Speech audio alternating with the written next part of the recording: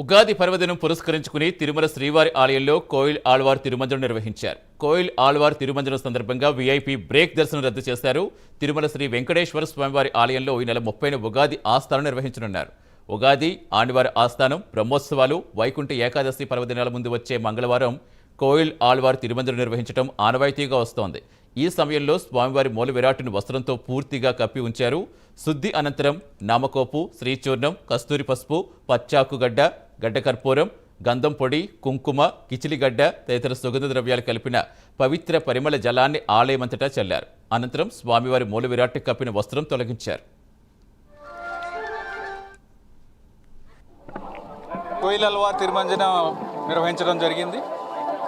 కోయిల్ ఆళ్వార్ తిరుమంజనం అంటే లోపల శుద్ధి చేయడం. ఈ కార్యక్రమము సంవత్సరంలో 4 సార్లు చేయడం జరుగుతుంది. ఉగాదికి ముందు, అంటే ప్రతి ఒక ముఖ్యమైన ఉత్సవానికి ముందు ముందున్న మంగళవారం రోజు చేయడం జరుగుతుంది. ఉగాదికి ముందు, తర్వాత బ్రహ్మోత్సవాల ముందు, వైకుంఠ ఏకాదశి ముందు, ఆనివార ఆస్థానం ముందు ఈ కార్యక్రమాన్ని నిర్వహించడం జరుగుతుంది. దీంట్లో ఆలయ ప్రాంగణము, ఆలయ పైకప్పు, ఆలయ గోడలు, దేవతామూర్తులు అందరినీ కూడా అన్ని వస్తువుల్ని కూడా, పూజ సామాన్ అంతా కూడా మనము నీళ్లతో శుద్ధి చేయడం జరుగుతుంది. ఈ సమయంలో స్వామివారి మూలమూర్తికి వస్త్రం కప్పి ఈ కార్యక్రమం అయిన తర్వాత సుగంధ ద్రవ్యాలతో ఆలయం మొత్తం కూడా సంప్రోక్షణ చేయడం జరుగుతుంది. కోయిల్ ఆళ్వార్ తిరుమంజనం నిర్వహించడం జరిగింది. కోయిల్ ఆళ్వార్ తిరుమంజనం అంటే లోపల శుద్ధి చేయడం.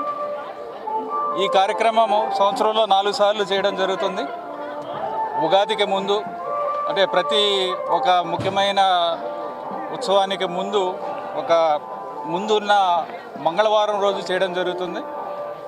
ఉగాదికి ముందు, తర్వాత బ్రహ్మోత్సవాల ముందు, వైకుంఠ ఏకాదశి ముందు, ఆనివార ఆస్థానం ముందు ఈ కార్యక్రమాన్ని నిర్వహించడం జరుగుతుంది. దీంట్లో ఆలయ ప్రాంగణము, ఆలయ పైకప్పు, ఆలయ గోడలు